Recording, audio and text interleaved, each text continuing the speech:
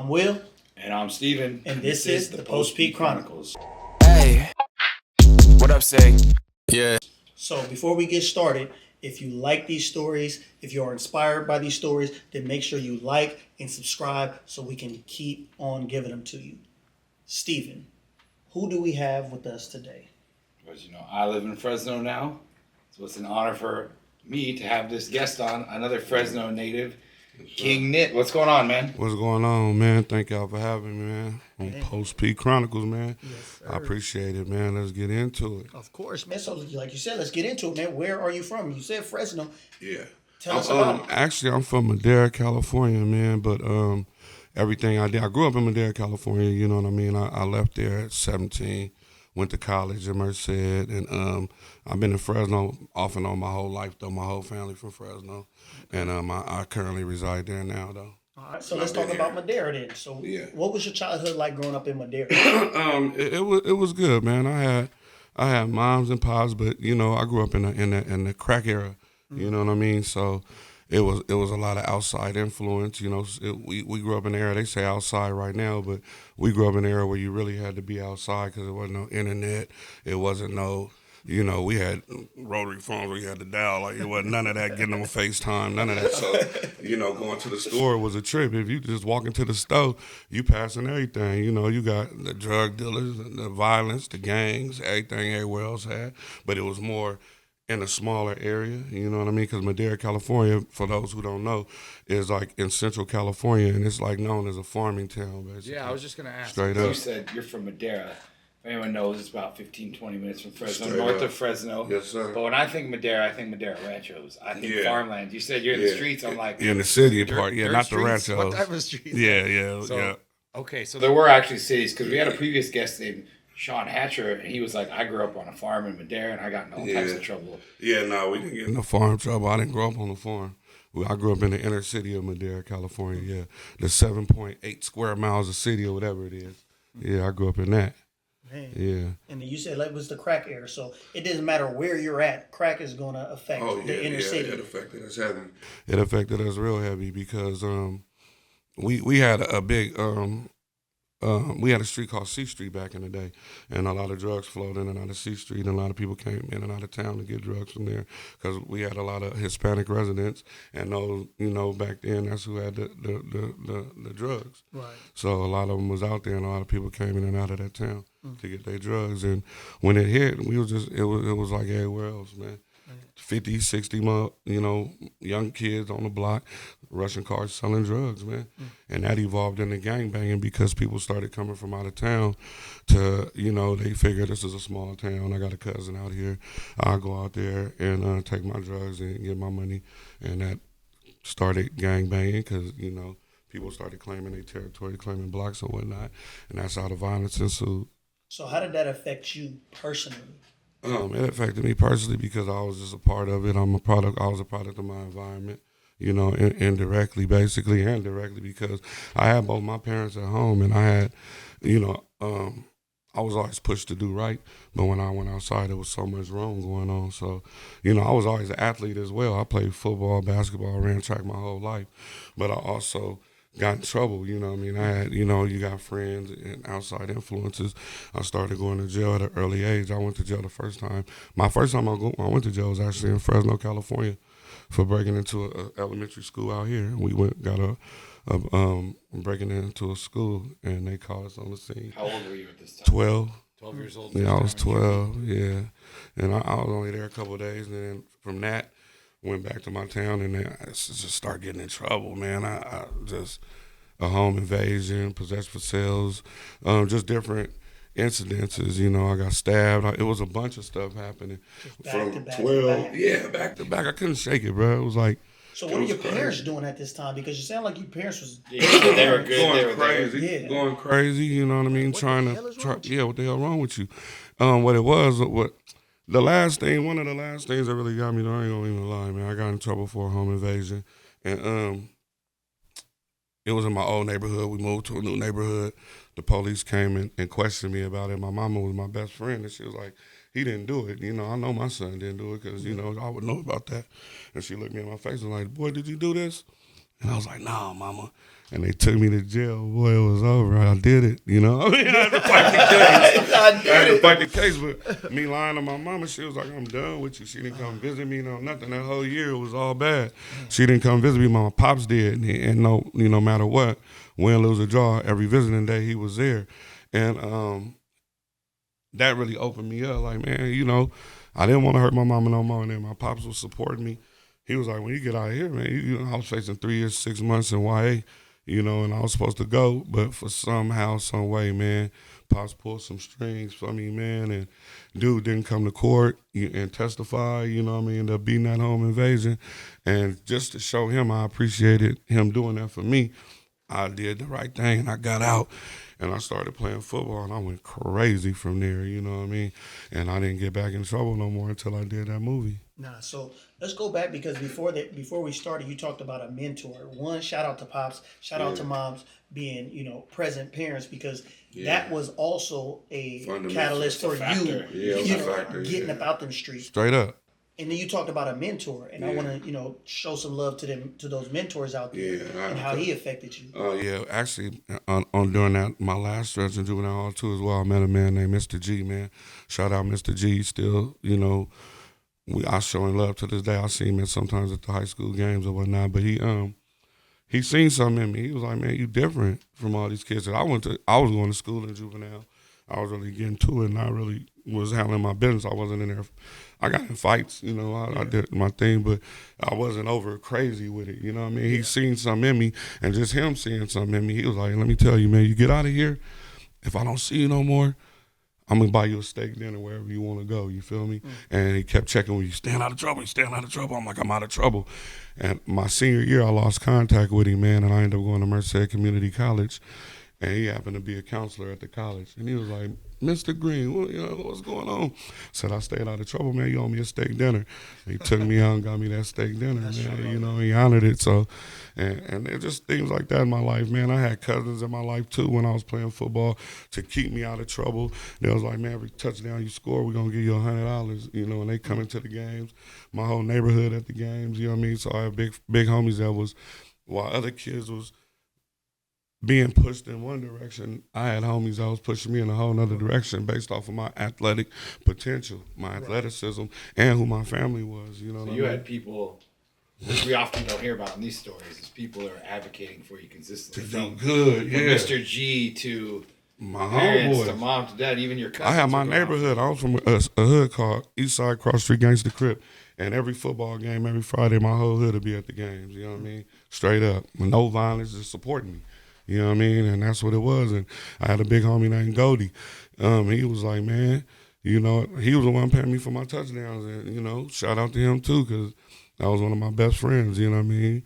And he really led me in the right direction. He was like, bro, when you look out in the next 10 years, you're going to see everybody out here. It's going to be all bad. And you're going to be good.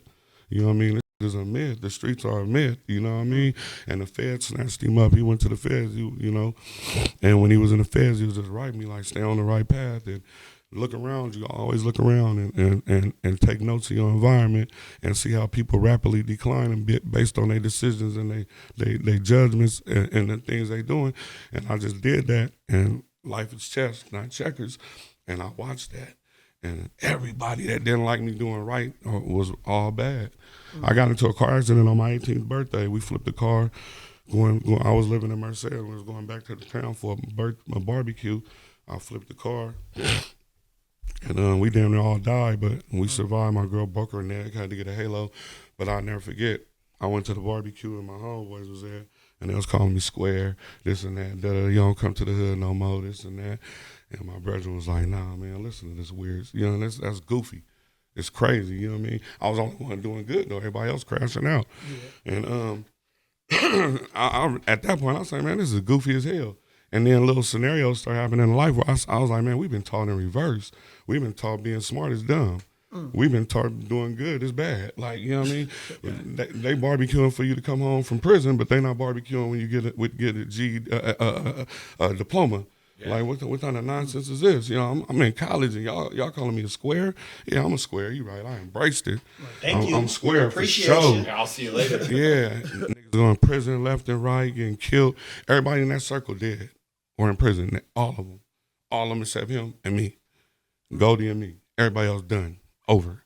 Man, Over. shout out to Goldie. So, I mean, you was on the right path. You was doing everything right. And, again, shout out to everybody that poured into you. So, tell us what that life started looking like at 22, 23, 24. You said you got into music. Well, what it was, And you're in college. I was in college, boom, playing football, doing my thing. And then I broke my ankle, bow.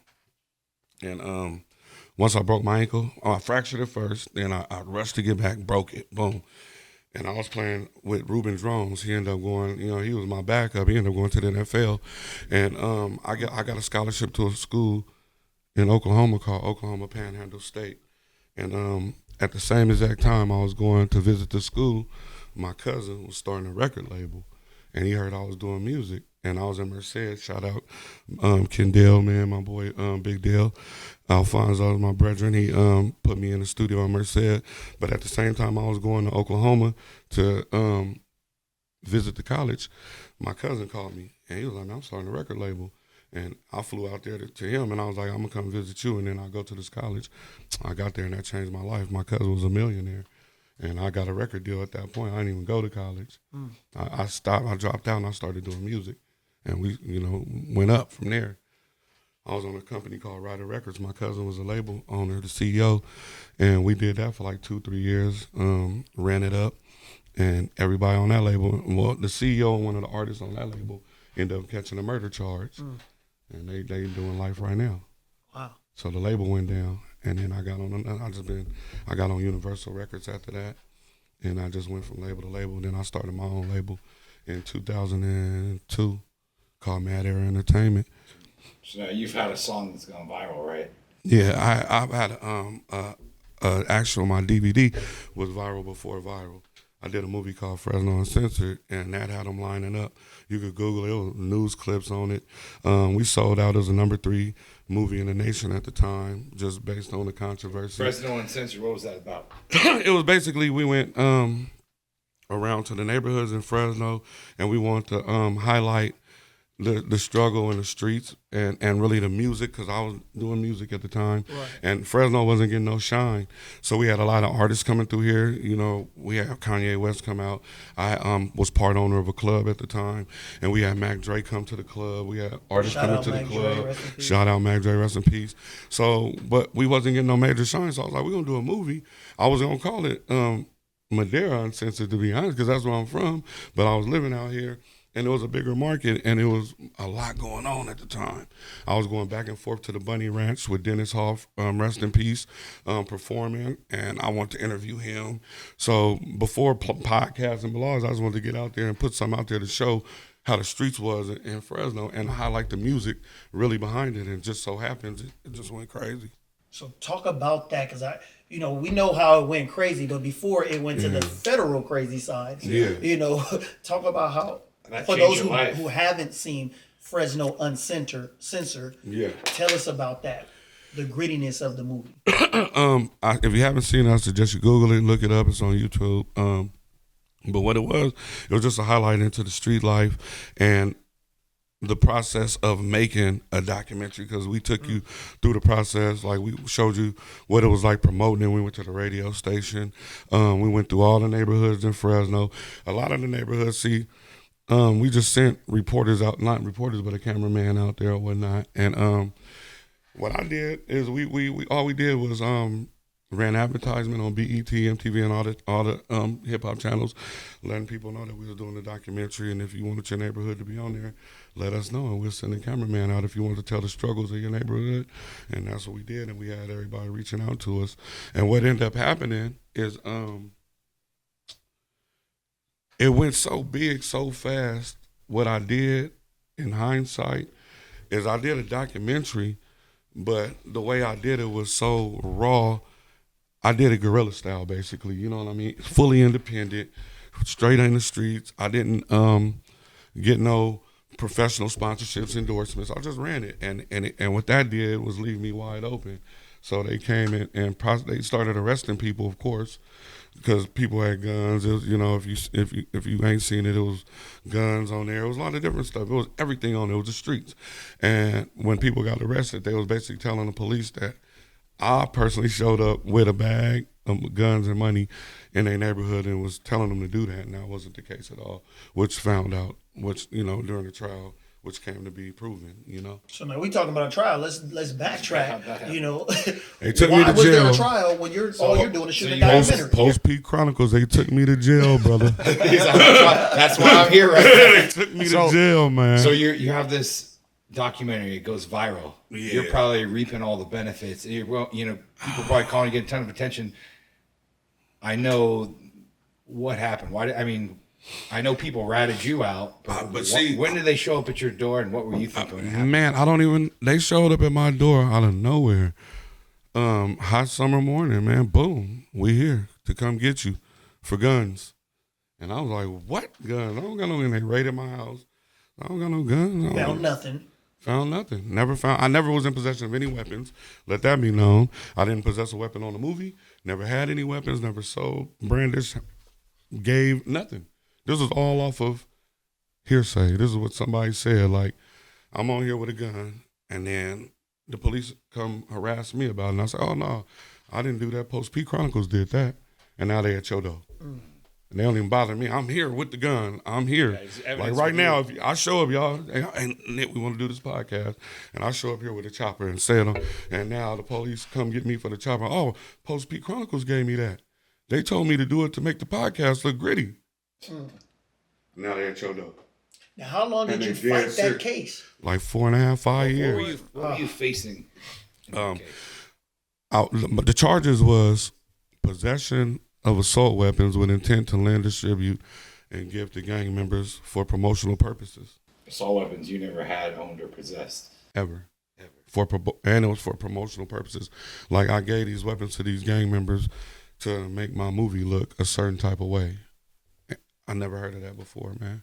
It was crazy. Sounds like a made-up It was like a charge. nightmare, bro. But it was crazy. What it was. It really made me, like we discussed earlier, made me go ostrich style, because I realized you can go to jail for anything, bro. Anything. If they don't like you, they don't like you, and they did not like me. Basically, that's all it was. How much time were you facing? 14 years. 14 years for making a documentary. 14 years. And bro. other people have weapons on But camera. no, let me tell you the even colder twist. My business partner was white, and we was 50-50. He didn't face not one charge.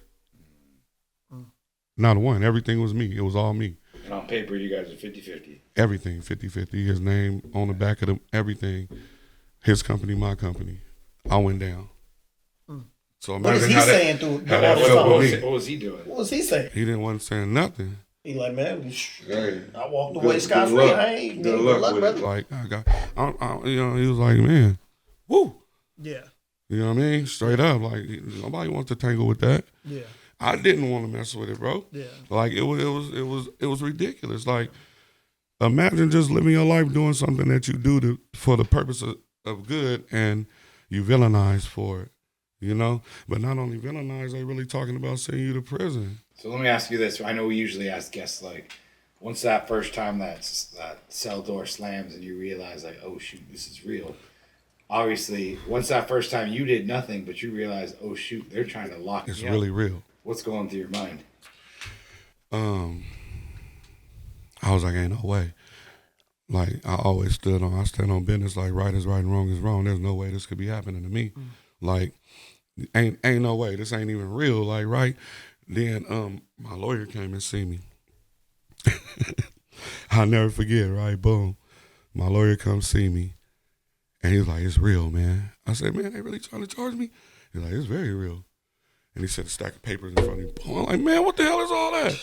Like, you've been under investigation for the past whoop-de-whoop weeks and this and that, and according to them, you're a real Madeira blood. What? Wrong side. Wrong side, man. First off. So they still didn't settle with me, right? So they let me out. Boom. No, this is before they what did they do? Before they even came and got me, to be honest with you. They came and got me, boom, on the day I told you, on that hot summer day, and they questioned me, and they locked me up overnight, and they let me go in the morning, right? They asked me a bunch, I don't know nothing. I don't know nothing. They got my movie playing. I don't know nothing. Don't know nothing. Boom. They let me out like at 3 in the morning. Bam. No charges. Nothing. So, like 2 days later, I'm on the news. And I got hella charges. It's all over the news, though. That's how I found out I'm being charged. Like Fresno Do they come rapper. get you again? No, they wanted me to turn myself in. Now they calling my phone to come turn myself in. And they, Fresno rapper, arrest warrant issued, da-da-da-da. And I'm like, what? I'm not turning myself. I'm running now.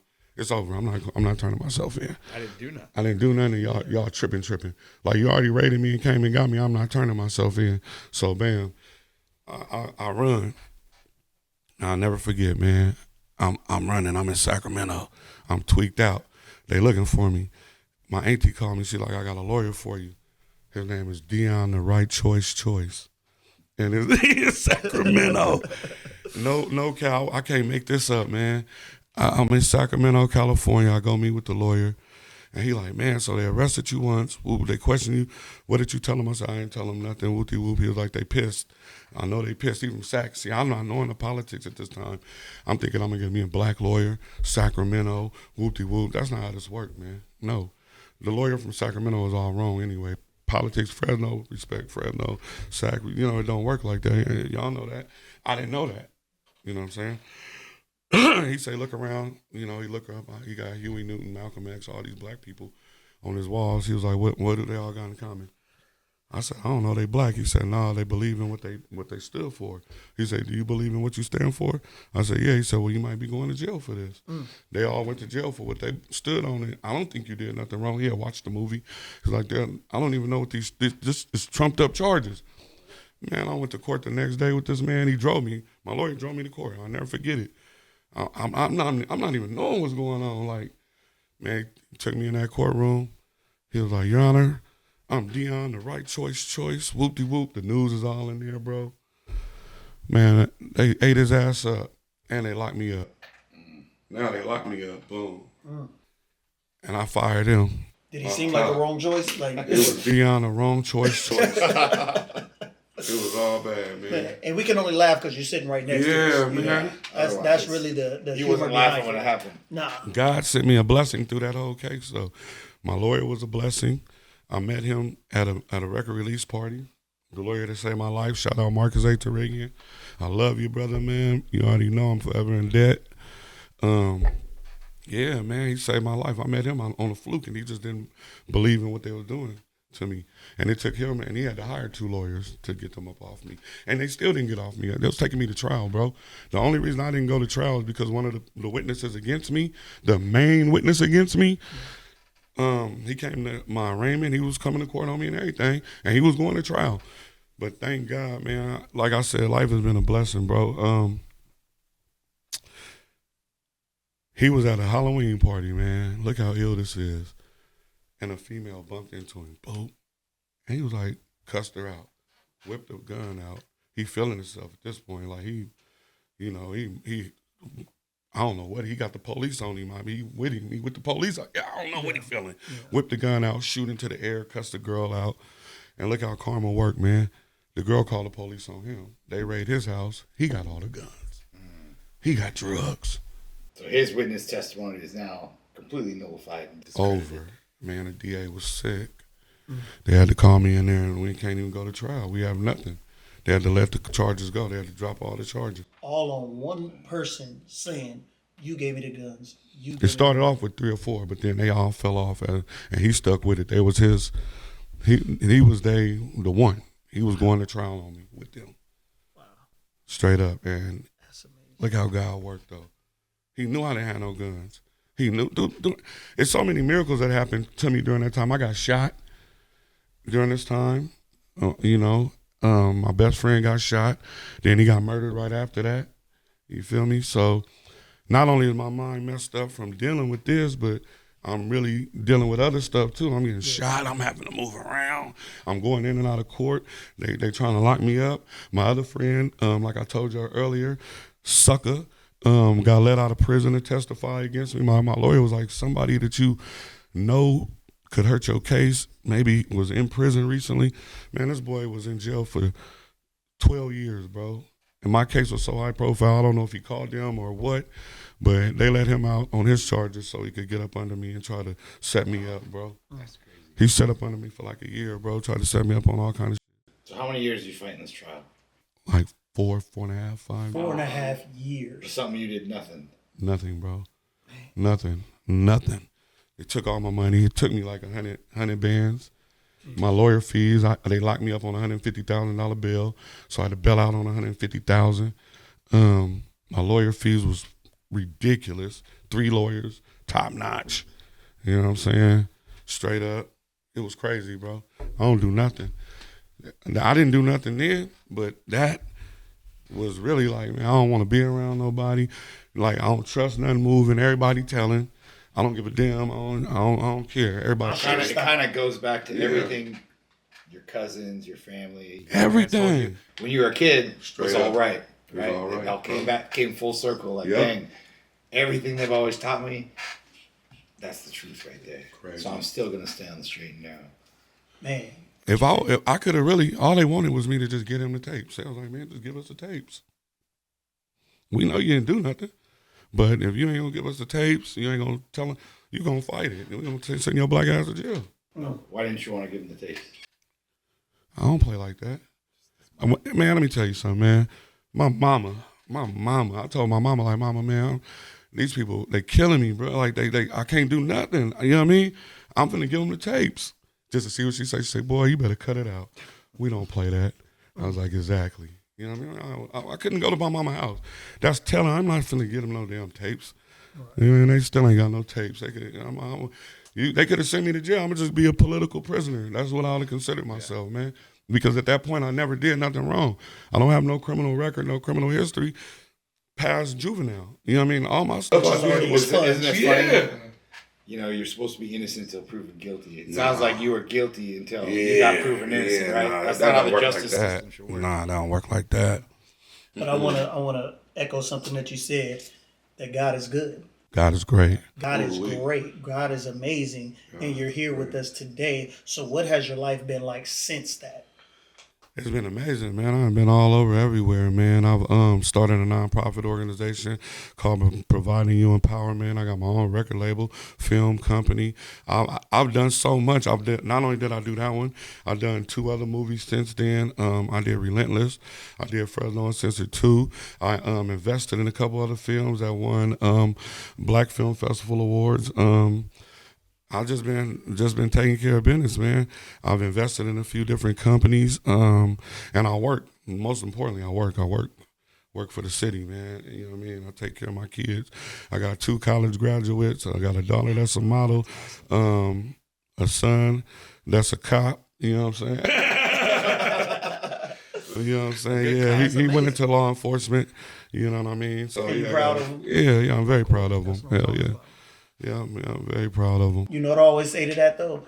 Like when my nephew, my little nephew, he's yelling like, I want to be a police officer.